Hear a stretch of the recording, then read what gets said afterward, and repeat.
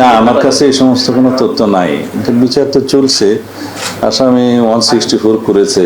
তারপরে চিকিৎসক সম্ভবত আজকে সাক্ষ্য দিবেন, পোস্টমর্টেম অথবা অন্যান্য ফরেন্সিক রিপোর্টের বিষয়ে সাক্ষী হবে।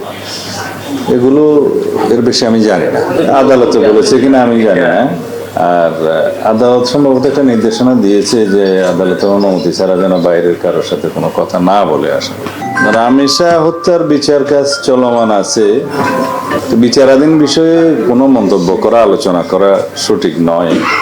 তা আমরা আমাদের পক্ষ থেকে যে সহযোগিতা, তদন্তকারী কর্মকর্তা, সাক্ষীদেরকে নিয়ে যাওয়া, সাক্ষ্য গ্রহণ করানো, এগুলো আমরা করাতে পারি। বাকি এটা বিচারকের ফাংশন, এবং বিচার কার্য নিয়ে কোনো কথা বলতে চাই না। তবে যেহেতু সবার প্রত্যাশা যে একটু সংক্ষিপ্ত সময়ের মধ্যে বিচার কার্যটা শেষ হোক, আমরা সেটা করার ব্যবস্থা করছি।